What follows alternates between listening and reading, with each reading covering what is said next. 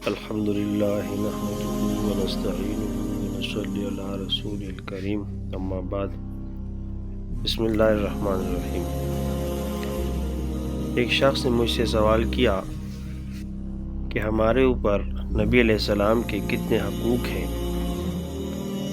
تو میں نے لوگوں سے پوچھا جو موجود تھے کہ بھی آپ لوگ بتائیں، آپ بھی تو حضور صلی اللہ علیہ وسلم کی امتی ہیں، تو آپ سب بتائیں کہ نبی علیہ السلام کا ہمارے اوپر کیا حق ہے اور کتنے حقوق ہیں۔ تو ظاہر ہے اس موقع پر جس کے ذہن میں آتا ہے انہوں نے ویسا جواب دیا، تو اکثر لوگوں نے یہی کہا کہ سارے حقوق جو ہیں تو نبی علیہ السلام کے ہیں۔ تو میں نے ان سے کہا بھائی اس طرح تو آپ نے سارے حقوق کہہ کر جان چھڑا لی، کیونکہ یہ تو ظاہر بات ہے سارے حقوق نبی علیہ السلام کے ہیں، لیکن اللہ تعالیٰ نے دین میں آسانی پیدا کی ہے۔ جس طرح ہم کہتے ہیں بھائی سارے حقوق اللہ کے ہیں، ہر چیز اللہ کی ہے، لیکن اللہ تعالیٰ نے تو کچھ حدود مقرر کی ہیں اور انسان کو ان حدود کا پابند کیا ہے۔ لہٰذا نبی علیہ السلام کے ہمارے اوپر کتنے حقوق ہیں، آپ جواب دے دیں جو سننے والے ہیں، آپ سوچیں۔ تو جناب بات اس طرح ہے کہ ہمارے پیارے نبی صلی اللہ علیہ وسلم کے ہمارے اوپر صرف 4 حق ہیں، 4 رائٹس۔ سب سے پہلی بات، پہلا حق یہ ہے نبی علیہ السلام کا کہ نبی علیہ السلام کو اللہ کا بندہ اور رسول سمجھا جائے۔ اشہد اللہ الہ الا اللہ واشہد ان محمدن عبدہ ورسولہ، میں گواہی دیتا ہوں کہ اللہ کے سوا کوئی معبود نہیں، اور میں گواہی دیتا ہوں کہ نبی علیہ الصلوۃ والسلام محمد صلی اللہ علیہ وسلم اللہ کا بندہ اور اس کا رسول ہے۔ تو اس میں کسی افراط اور تفریط کی گنجائش نہیں ہے۔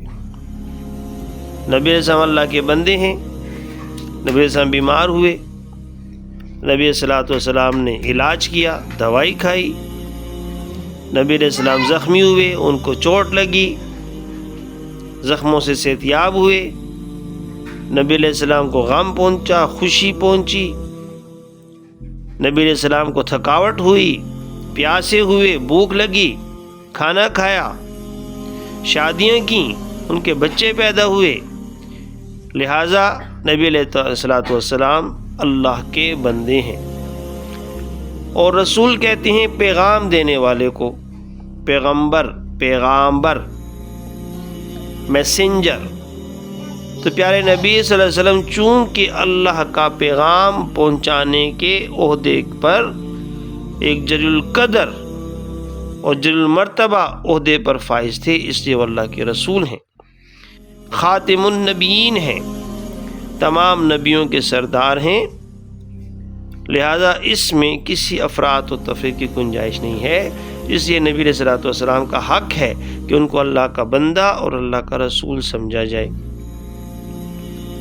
دوسرا حق یہ ہے نبی علیہ السلام کا کہ نبی علیہ السلام پر انتہائی زیادہ درود بھیجا جائے، جتنا ممکن ہو نبی علیہ السلام کا حق ہے کہ ان پر درود بھیجا جائے۔ ایک حدیث میں آتا ہے نا کہ ایک صحابی آئے نبی علیہ السلام کے پاس، فرمایا جی میں کتنا درود پڑھوں؟ اگر میں آپ پر اپنے تمام اعمال کا 1/3 تہائی درود پڑھوں؟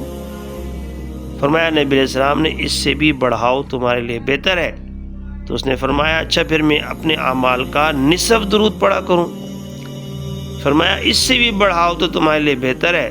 تو اس نے کہا اچھا پھر میں آپ پر 3 حصہ اپنے اعمال کا درود پڑھا کروں؟ فرمایا اس سے بھی بڑھاؤ تو تمہارے لیے بہتر ہے۔ فرمایا اچھا پھر میں صرف درود ہی پڑھا کروں گا۔ لہٰذا یہ نبی علیہ السلام کا حق ہے کہ ان کے احسانات کے بدلے میں ان کو درود شریف کا تحفہ بھجوایا جائے۔ ہمیں چاہیے ہم اپنے اوپر مقرر کر لیں کہ روزانہ سونے سے پہلے ہم نبی علیہ السلام کو ایک خاص مقدار میں درود شریف کا تحفہ بھیجا کریں گے، چاہے وہ مختصر درود ہو۔ صلی اللہ علیہ وسلم، اللہم صلی علی محمد وبارک وسلم، یہ بھی درود ہے۔ اور اگر درود ابراہیمی پڑھیں جو نماز میں پڑھا جاتا ہے تحیہ میں، تو وہ تو افضل ہے، کیا بات ہے، لیکن ہم اپنے مقرر کر لیں گے جی کم از کم 100 دفعہ 200 دفعہ 300 دفعہ روزانہ میں نے یہ درود پڑھنا ہے، اٹھتے بیٹھتے آتے جاتے، یہ نبی علیہ الصلوۃ والسلام کا ہمارے اوپر حق ہے۔ تیسرا حق یہ ہے نبی علیہ السلام کا کہ نبی علیہ السلام کا کمال ادب اور احترام کیا جائے، اتنا احترام کہ اور کسی کا ممکن ہی نہ ہو۔ علماء فرماتے ہیں اگر ایک انسان کو اس کے باپ کی بے ادبی پر اتنا غصہ ہے، اتنا ہی غصہ اس کو نبی علیہ السلام کی گستاخی پر آئے تو اس نے حق ادا نہیں کیا۔ لہذا باپ کی گستاخی پر جو غصہ آتا ہے اس سے زیادہ غصہ نبی علیہ السلام کی گستاخی اور بے ادبی پر آنا چاہیے۔ انسان نبی علیہ السلام کی عزت پر اپنا سب کچھ نچھاور کرنے پر تیار رہے۔ حدیث ہے نا کہ تم میں سے، اس کا مفہوم یہ ہے، تم میں سے کوئی شخص اس وقت تک مومن نہیں ہو سکتا کہ جب تک تم کو نبی علیہ الصلوۃ والسلام اپنے بچوں سے، اپنی بیوی سے، اپنے والدین سے، دنیا کی اپنی جان سے، ہر چیز سے بڑھ کر محبوب نہ ہو جائیں۔ لہٰذا یہ نبی علیہ السلام کا حق ہے کہ ان کا انتہائی کمال ادب اور کمال احترام ہو۔ چوتھا حق یہ ہے کہ نبی علیہ السلام کا انتہائی کمال اتباع کی جائے، ایسی اتباع کہ اور کسی کی اتباع ممکن نہ ہو۔ جیسے صحابہ نے اپنی زندگی میں ثابت کر دیا کہ نبی علیہ السلام نے کہ ان کے منہ مبارک سے بات نکلی اور نکلی ابھی پوری بھی نہیں ہوئی تھی کہ صحابہ نے پھر اس پر عمل بھی کیا ہوا تھا۔ ایسا اتباع ہو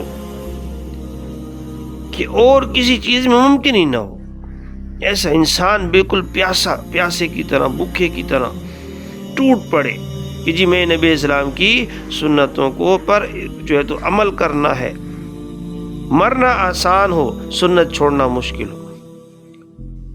ہم ایک دفعہ ریونڈ میں تھے، مولانا احسان صاحب گزر رہے تھے، ایک آدمی چائے پی رہا تھا، بائیں ہاتھ میں اس نے کپ پکڑا ہوا تھا، بائیں ہاتھ میں، سنت کے خلاف ہے۔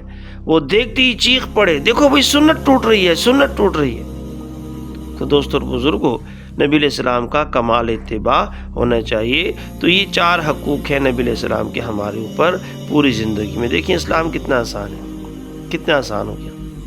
باقی تو سارے حقوق نبی علیہ السلام کے، اس میں تو کوئی شک نہیں ہے۔ تو پہلا حق کیا میں نے بتایا آپ کو کہ نبی علیہ السلام کو اللہ کا بندہ اور اس کا رسول سمجھنا چاہیے، اس میں افراط و تفریط کی گنجائش نہیں ہے۔ دوسرا حق، نبی علیہ السلام پر زیادہ سے زیادہ درود شریف پڑھنا چاہیے، بلکہ درود ہی پڑھنا ہے۔ تیسرا حق، نبی علیہ السلام کا کمال ادب کرنا چاہیے۔ چوتھا، نبی علیہ السلام کی کمال اتباع کرنا چاہیے۔ یہی باتیں ہم نے اپنے بزرگوں استادوں سے سنی ہیں۔ جزاک اللہ خیرا واللہ اعلم بالصواب۔